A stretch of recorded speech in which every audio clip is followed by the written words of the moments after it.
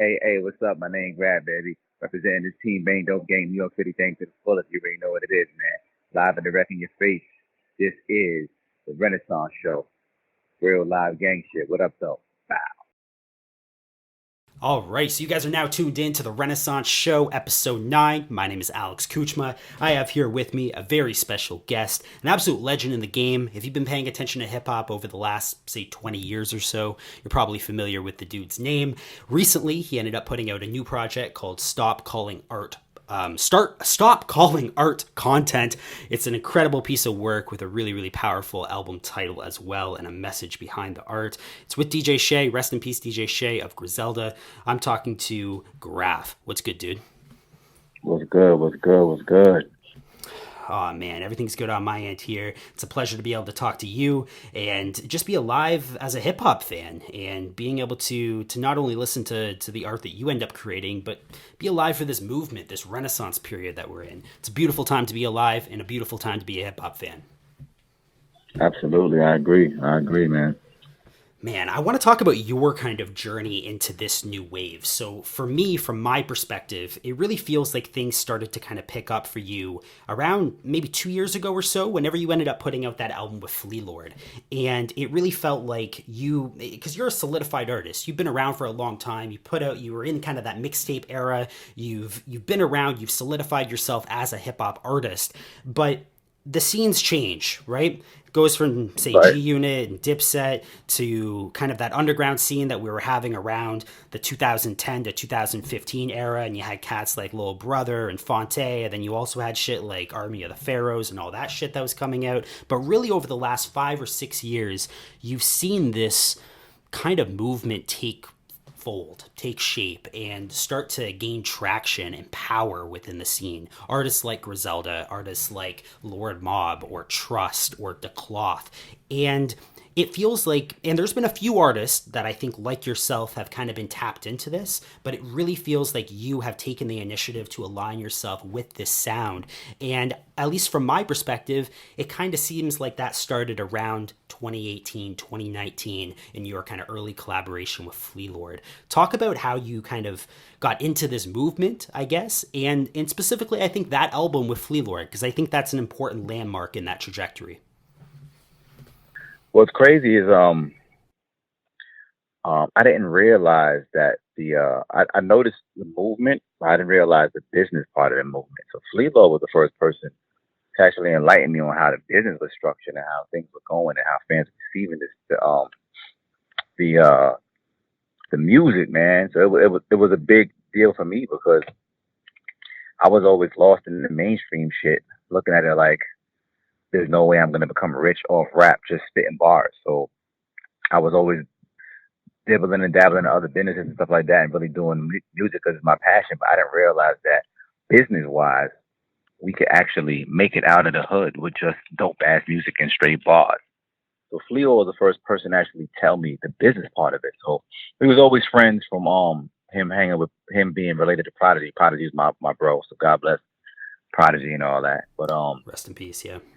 once he told me how the game goes, I'm like, word, that's what's going on. I said, all right, bet, let's tap and make a project. We made a crazy ass project. He picked the tracks, and I was loving everything that Flea Lord brought to the table, man. And then from Flea Lord, I linked up with 38 Spesh, and he really sat me down and gave me the jewels, really how the business really works. Like, and this game is so funny because people will watch you make mistakes, so they can tell if you don't know certain aspects of the business, and they won't help you. Information is the power. It's not the money. People think money's power. It's not. Information is power. And 38 Spesh really shed light on me, information wise, and let me know what was going on business wise with the game. And then that's when shit really started to turn up for me. I'm like, oh, word, this was going on. Okay, so I could just rap. I ain't gotta worry about the bullshit politics that I've been smothering my whole goddamn career. I'm like, fuck that. That's what's up. So now that I can just rap and enjoy myself, it's the most fun I've been having in the business since I first started. I'm gonna go crazy and keep flooding these out with project after project and record after record because now it's fun again. And I was dealing with the politics and all the bullshit that was in my way. I hated it. The business sucked, but now it's fun. It's a totally different business structure when it comes to this underground rap shit. And I don't know how many people are super familiar with my old shit, but if you were tapped into when I first came on the scene, this lyrical street drug talk shit. The lyrical street drug talk shit. I'm a part of the creators of that shit, man. Exactly. I feel like I invented that shit. In terms of like lyrical word pattern, drug talk and shit. Like I'm like I feel like I invented that shit. So it's like I'm now re-immersed in a lane that I helped create and didn't even realize that it was taking over on the business side of things. You know what I'm saying? So it's a blessing for me, man, to be honest.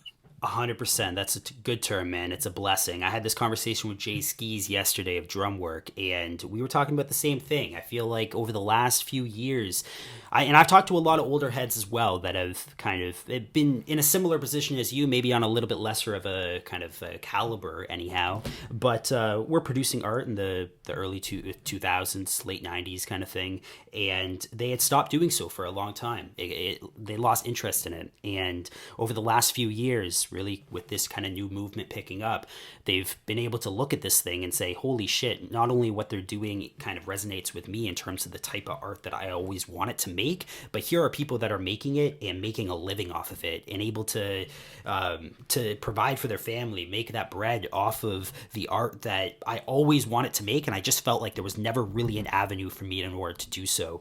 And as you said, I think that business element of it, it's a completely different business model than I think anything we've really seen, right?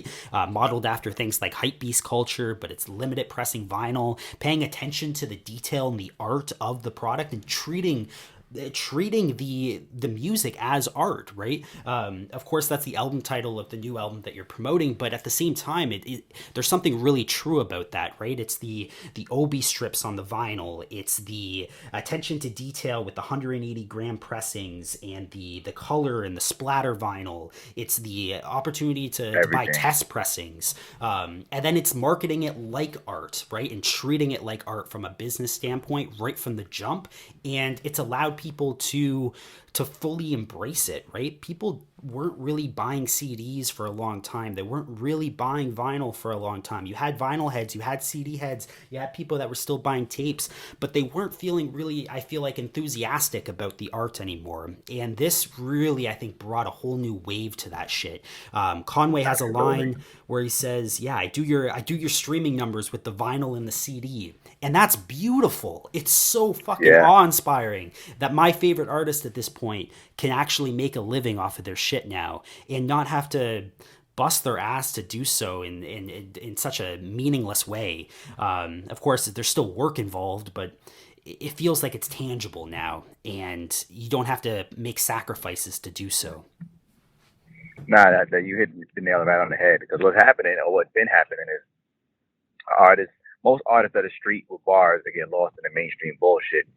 If you're actually from the hood and you do what you say in your raps, you know how they paying the bills. You know they in the street doing whatever they had to do to survive, because they're not making it from the music if you're not tapped into the actual infrastructure of how deals are getting created now with this rap shit on the underground street wave. Yeah. If you're not tapped into that, understand how the money's flowing, you trapping in the street. that's just, I'm gonna keep it a buck with you. That's just how life is gonna go for you. Fair enough, yeah.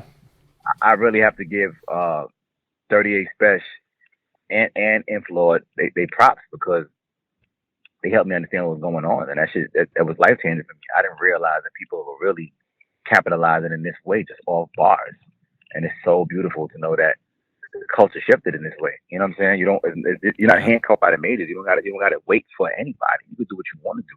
The fans want to hear this real shit again. So, and I definitely give Griselda they props for that. Westside Gun, Conway, and Benny, they definitely touched the pulse of hip hop in a way that made people really want to hear this real shit again. Because even all my numbers went up, all my tapes sell, everything that I've been made. People are just really, all these new fans that are just getting hip to what hip hop really is. They just discovering me. I'm brand new to them, and they're getting all my old shit and new stuff, and they're like, "Oh my God, Grafh is the greatest," and I just love it. I love the fact that they want to hear this real shit, because all I want to do is create it. Man, it's so true. And even the fans that have kind of been there long term, I feel like there's a new enthusiasm and excitement towards this new wave. I've been a music journalist, whatever you want to call it, 15 years or so, doing radio, magazines, YouTube, that kind of shit. And I've been tapped in because of that. into the music scene that's been going on. And I've always loved rap music. I truly have. It's always been something that's been really important to me, and it's always spoken to me in a real way. And I like a lot of the new releases that come out, and I think I've always been able to get some excitement out of them.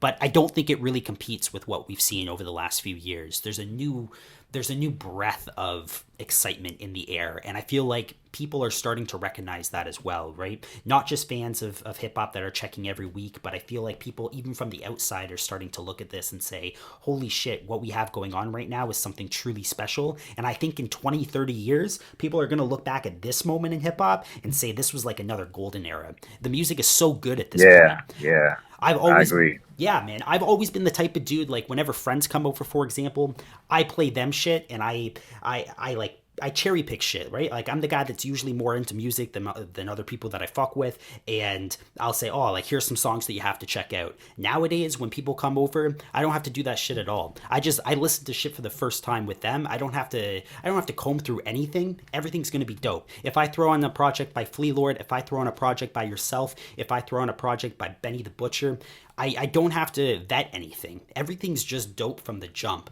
and there's a consistent kind of quality control. There's something about it, but people are making better art at this point, and I'm all for it. I think it's beautiful. Dope, man, dope. I also appreciate the fact that we're treating art as art. This is art. There's no difference between this and a box guy painting on the wall. We are creating art. This is not content. 100%. It could be treated as content. I mean, yeah, art can be content, cool, whatever, but we're not creating content. We're creating art, man. Content creators are maybe like YouTubers and people that on TikTok is trying to create shit for views. I don't make this shit for views or likes. I don't give a fuck about any of that shit. I make it just for the pure essence of hip hop and for it to be dope. I'm here to create cool shit. I'm here to curate cool shit, and that's it. And I care about pushing the culture forward, and that's the only thing I'm here for. I don't give a fuck about likes, views, none of that. This is pure. 100%. You talked about being embraced by the fan community and having your CDs, having your wax, having your merch sell at this point, and you feel like there's new heads that are being tuned into what you're doing. In terms of the industry, and not necessarily, I guess, the industry that you've been used to, but the type of artists that we're talking about, people like Griselda, people like Trust, people like Lord Mob, how have you kind of found your own kind of acceptance in that world? Because you are coming from a different place, right? These are people that are all coming up, usually upstate New York, coming up over the last few years, coming up together. And here's somebody that's already kind of been solidified and done their own thing and kind of wants to tap into that a little bit. And I think you've done it successfully in terms of the art, but I'm a fan and I'm coming from that perspective. In terms of you, how do you feel that you've kind of been accepted in that world? I mean, I've been super accepted because a lot of the guys in that world already respected my craft and my pen and were fans or supporters of mine before I found out about the business side of it. Because hip hop wise, I've been doing the same shit. I didn't change anything. All I did was it's the marketing that changed it for real. I've been spitting the same way for over a decade. I didn't change shit. I'm tapping in with different producers now. I'm tapping in different ways to market shit. But if you think about even my album before Painkillers Reloaded, my cover was created by a dope ass artist by the name of M. Dot, and all the covers for the singles were big ass paintings, and I released my album in an art gallery. I did this in 2015, so I've been on this art shit. This is not new for me, you know what I'm saying? It's just now that people are paying attention. I don't even think anybody ever did that. Like, if they have, I'm not aware of it. But I literally created every cover of that album was created by dope ass artists, and they were big art pieces. And I literally rented an art gallery and released my album in an art gallery. It was not a music release; it was an art release because I didn't want people to get it confused. Like, it's music, but this is art. You know what I'm saying? And it should be treated as such. That's why I don't saturate the market and make mad shit or just make content for the sake of views. I don't do none of that shit, bro. I'm gonna give it to you when I want to give it to you, and I need you to treat it like art. That's what it is. Man, 100%. And yeah, it's a fantastic thing to be able to see the community start to embrace those same sort of ideals. As you said, you did this before this started becoming the new thing to do, but now the community has started to embrace your own mentalities with this, and yeah, embrace it fully and want to kind of engage with that a little bit further and develop that further and continue with that train of thought. You talk about producers and working with different producers as of now. And obviously this new album is produced by DJ Shay, and rest in peace, DJ Shay. But when I think of Right. DJ Shay, I think of him as one. I'm from Nova Scotia. I haven't been tapped into the Buffalo scene really before Griselda ended up popping off. But learning about Griselda, learning about the Buffalo scene, I always feel like DJ Shay ends up being kind of recognized as this like kind of pillar of Buffalo rap community, and he was the guy to go to whenever people Absolutely. needed to record or just make music in Buffalo, and he was the kind of one that glued it all together in a way. And then you obviously have the Griselda connection as well that stems from that. But I don't always think of him as a producer. I know he's a producer. I know he ended up doing the beats for El Camino. I know he's done the beats for this project as well. Stop calling art content. But I don't necessarily associate him with that. Listening to this album and listening to other shit that he's done as well, but I think this album, I was just so blown away by the actual instrumentation here and what he was able to do behind the boards. I think this is a like masterfully produced album from front to back, and Yeah. I don't know. I was so blown away by DJ Shay's capabilities on the boards, and that's not something that I generally think of. But I honestly think that DJ Shay should be recognized as one of those great producers. Absolutely. I think he's one of the illest. Period. He's one of the illest, and it's a blessing for me to have had the opportunity to work with that man. Every beat he sent me was fire like that. That's why the album came out so dope, and I created it so fast because every beat he sent me was a smoker. It just had me in my bag every time. He would send a beat to my phone. I'm like, oh, another one. If I was screenshot you all the text screen, he would send a beat, send it back to fire emoji. Oh, we did it again. Oh, we did it again. Every joint. It was like there was no misses. It was just out the park every record. So he's a blessing, man. Man, and that kind of encapsulates this album as well, right? Like no misses, front to back, every song is amazing. I heard Benny the Butcher on Instagram talking about how this was a real album of the year contender, and I fully agree. I think this is one of the best albums that we've got this year. Every single song hits, and it's not. It's maybe it's consistent in a way in terms of an overall vibe, but at the same time, there's a lot of diversity on here. It's not just the same shit over and over and over again. You have a song like Crystals, for example, and it's far different than anything else that you really have on the record. You have the song with Benny the Butcher, and it's like a celebration. Like you have different kind of moods on this thing all the way through, and everything works. You can do that. You can make a messy album, but it's hard to make an album that's eclectic, that has that kind of, I don't know, that mishmash of different sounds. But cohesive still. But yeah, one, be cohesive, but also just not be whack in any area. Everything is dope. This is a really, really solid piece of art. I said this when we first ended up speaking an hour or so ago, but thank you, man. Thank you for creating this and putting this into the world. I think, like I said, I think this movement in general, we're going to be looking back 30, 40 years and recognizing this as a beautiful time in hip hop. And I think this music and an album like what you ended up offering us now, I feel like that's going to be lifetime rotation music. That's going to be shit that I can listen to for the rest of my life. And I want to thank you for putting that into the world. It's really appreciate it's really important. you saying that. Yeah, I appreciate you saying that, man. For real, for real. Also, too, we have to give Benny the Butcher his props for taking his time out to help me create this album with Shay. He's the executive producer on the project. So we got to shout out to Butch for that. You know what I mean? So it was all of us collectively that came up with the sound. You know what I'm saying? Some of the beats, I should say. You know what I mean? And then once I get the beats in my possession, I just go into my little shell and get busy. Like I write everything in my head. I don't even write on paper. Like everything, I write everything in my head and I record myself and then send it. But some of the records, I went to Atlanta to the house with them and Shay recorded me. So like half I did myself, recorded myself. The other half I did with Shay and Benny. So it's like the combination. It was just deadly.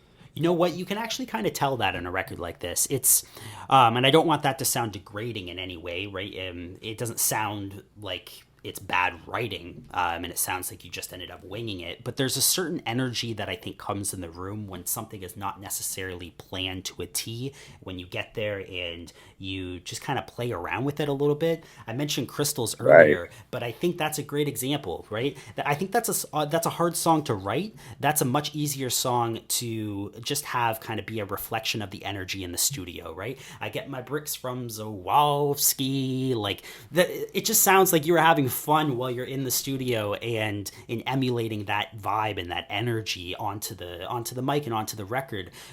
It sounds like it's organic anyway, and I feel like maybe writing things overly kind of it can sometimes make it feel less organic and too planned out and scripted. This doesn't feel scripted; it feels lived in. Yeah, yeah, I agree. This is just all good energy, bro. It's not overthought. It's all feelings. That's it. This is straight raw emotion and feelings. That's what you're listening to. The vibe. 100%. So you talk about Benny the Butcher executively producing this album with DJ Shay and yourself. How did you end up getting linked up with DJ Shay and Benny? Of course, you had the connection with 38 Spesh prior. You had the connection with Flea Lord prior, so you're clearly tapped into this scene. But these are still kind of new characters in terms of you. You've worked with these people in the past to some degree, but this feels like a little bit different of a relationship, and it actually kind of feels like a relationship. It feels like something that you're now a part of, whereas before it felt like you were maybe tapping into something. Yeah, we like friends in real life, man. Like Benny's my guy. That's my dude. Like the artists like him that are like real dudes in real life, no fakery, no funny style shit. We actually become real friends and grow real bonds and have real memories and real moments and shit like that. You know what I mean? There's nothing fabricated about anything you're listening to or seeing. You really kick it. You know what I'm saying? Like that the other day, the tour got posted. Like last night, you know, I'm on the tour with him. Um, I'm on it's the Yeah, Bird and the Plug tour. is everything okay Yeah, with Benny? that's about to tell you. Like I'm on the Bird and the Plug tour last night. We supposed to do Detroit, so I was gonna bring Royce the 5'9" out as my special guest in Detroit. So when I get there, you know, I'm in the studio with Royce. We're waiting for Benny to get ready and stuff, and then I get the text that he feels ill or whatever, and he went to the hospital. So I'm not thinking about the show at all at this point. Now I'm like, yo, I'm concerned about my man. Like, what's up with my bro? Is he okay? You know what I'm saying? Like, this is Yeah, a real person that I give a fuck about. So now I'm just checking on his well being. I'm like, fuck this show. How's he doing? You know what I'm trying to say? It's not just business. If it was just business, I'd be like, oh man, fuck that. I'm thinking about the show. I don't give a fuck about the show at this point because I got to make sure my bro is good. So that's just like, this is what's really going on. You know what I'm saying? If I'm calling, I'm not calling to see when the rescheduling of the show is. I'm like, how are you? You know what I'm saying? That's what I want to know. So that's really how it is. You know what I mean? yeah. I seen Benny. I seen when he posted that he had to cancel the show, and he doesn't. He's not known for canceling shows. That dude doesn't cancel shows ever. Hell no. But I seen the hospital photo. It looked intense. It looked fucked up. But I also seen today he ended up posting, "Welcome, open up St. Andrews so I can perform in Detroit tonight." So it seems like he's doing better. Is he doing better? Yeah, he's all right right now, man. He's good. That's great. Great Yeah, news. we soldiers over here, and nothing gonna stop the machine. The this album is put out partly on Black Soprano Family. Now, obviously, the DJ Shay connection kind of makes sense in terms of that.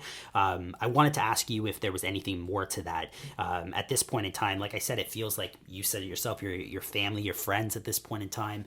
Do you feel any kind of alignment to Black Soprano Family? Is that something that you're repping as of now, or is that just kind of DJ Shay's part of that project? Nah, Benny and Shay is Black Soprano family. That's Shay. That's Benny's label as well. So Sure. this is a collaborative. This is a collaborative effort between my company is Team Bane Dope Gang. His company is BSF Black Soprano Family, and it's like a joint venture situation. So outside of the fact that we friends for real and we fam on some click shit, like I already told I got like me and Benny the type of time we on right now. When we on the road, if he get into something, my clique, we riding for him. Straight up. It's not no, are we standing by and they fighting and nah, we riding. That's the type of time we on right now with him. So it's like outside of that, the business is it's a venture.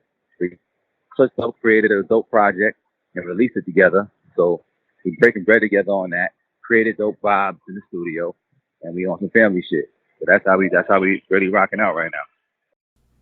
Fair enough. Fair enough. In terms of I guess, distribution and putting out this album and having people hear it. I know the album's available on all streaming platforms, and by any chance, we're going to be, if you're listening to this on the radio, we're going to be playing select tracks from the record, so you guys are going to be hearing this kind of spliced throughout. Still take the time out and go listen to the album, but if you're watching this on YouTube, pause this video and check out the album in full. It's called Stop Calling Art Content by Grafh, Grafh.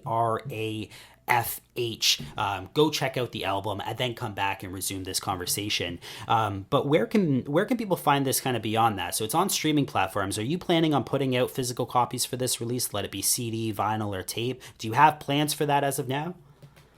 Yeah, absolutely. So I want you guys to go down my website. I am Grafh. As a matter of fact, we're actually making that website just for the vinyl, the CDs, and the merch. So follow my Instagram so you could just get there. I have the link in my bio once it's all done. But we're literally printing the merch, the CDs, and the vinyl as we speak. So we're going to drop all that shit for the people to have. Man, that's amazing. I can't wait. This is definitely one of those albums that you end up needing to cop on vinyl, I think. And we talked about this briefly before, and I've talked about it a lot on previous episodes, but I think what this movement is doing with vinyl is really important, and being able to put a project like this out on wax, I think is a necessity. I'd feel like something was missing with the project if I didn't end up getting a copy on wax. This thing deserves to be on wax.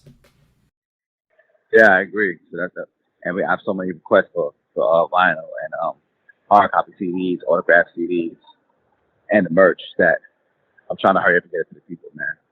100%. I don't want them to have to wait one more second, so I'm on it. Trust me. I made a new site. I made a site just for this merch and the vinyl and the hard copy of the CDs. Yeah, I don't get all that shit. I promise. 100%. You said that you like to take your time in between projects, and it makes sense. But at the same time, you have put out a lot of material over the last couple of years. And obviously this project is what we're promoting. And again, go take the time to listen to that. If you're not familiar with the project already, people listening, take the time and go out and check it out. But I did want to ask, what are you currently kind of working on?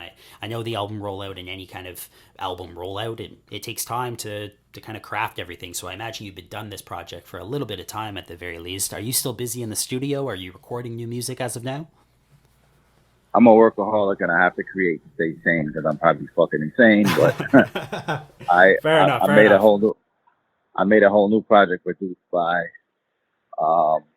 38 Spesh. Oh wow, man! So we're gonna be back. We're gonna be back again, right on your ass with another banger. 38 Spesh no games. Man, 38 Spesh is another one that I feel like people don't really recognize him as a producer as much as they should. And he's fire. His beats are fire. Y'all gonna hear it. Wait till I drop this project the next one. So good. He's fire, bro. Talked about El Camino briefly before, and by the way, I love the El Camino track on the album, and I love that you ended up pairing him with some legends and got him to a hook there. It was so good. I'm a big El Camino fan, and that track came out beautifully. And I love the shit that you've done with El Camino in the past as well. But yeah, El Camino has like full length projects with 38 Spesh on the boards, and those projects are amazing. 38 Spesh is such a good producer, and I feel like, again, he's just one that is undervalued as a producer, and people recognize him as a top tier lyricist and MC, and that's deserved. 100% that's deserved. But there's something special about his beat making too that we have to pay attention to and recognize, because that dude is dope on all fronts. Yep, y'all gonna see. I'm gonna bust their ass with this too. They're gonna understand everything that's going on over here. It's all art. When can we all dope content? It's all dope. When can we expect that 38 Spesh Grafh album? Shit, I don't even know yet. Probably top of the year, to be honest. Gotcha. We don't have a date for that yet. I'm still focused on this project. I haven't even finished shooting all the videos for this yet. Fair enough. Talk about the videos then. Do you plan on, like, how many more videos do you plan on putting out for this one? Maybe 2 or 3 more. I'm actually flying to the Dominican Republic to shoot Bellini tomorrow. Oh man, that's so stokeable. I'm so happy for your success. I know you've had success in the past with your career, but it feels like there's a different energy involved with what you're doing right now, and it feels like it feels like it's different. And I'm not sure if the money is reflecting that. I know it's a different type of money and it's a different type of scene and kind of industry that we're in right now. But I really do hope the money's reflecting that as well. And hearing that you're traveling overseas and you're doing shit, that's a beautiful thing, man. I hope all is well on your end. Thank you, man. I really appreciate that. I mean, it's starting to reflect that. So the hard work is paying off, that feels good because I've been putting in that hard work and that pain for a long time. So the fact that now I'm reaping the benefits of it, I'm like, okay, I'm happy now. It's I can great. fuck with this. You mentioned your Instagram briefly before, but where can people find you? Where can people stay up to date with current music? Check the Instagram. That's the easiest place, man. It's just Grafh, Grafh. That's the easiest place to really connect with me. I put the links to everything in the bio. And as I change sites and create new pieces of information and ways for you to get shit, it'll all be right there. You heard it first. Check out the Instagram, follow him, and again, do your homework. Don't just check out this project either. The dude's been putting out a lot of projects over the last decades, right? Really, like, go do your homework and check this dude out. I said it and Benny said it, but this is honestly an album of the year contender project right here. It's one of the best things you'll hear in a long time, maybe ever. Like, the dude's dope, bar after bar. The instrumentation's amazing. The style and the charisma is so livid on this project. It's a beautiful, beautiful piece of art. And again, thank you so much for making it. I'd love to have you back on the show again in the future whenever you have new projects coming out. Let it be that 38 Spesh project. Let it be whatever you have going on forward. I would love to be able to have you back on. Hell yeah, man. When I release a new project, let's do it again. And also when I release the artists I have under my company, Team Bang Dope King, I'll make sure they happen with you and use any of them as well. So we don't keep it going. We don't make sure that we keep this link. It's all good. 100%. We'll keep in touch.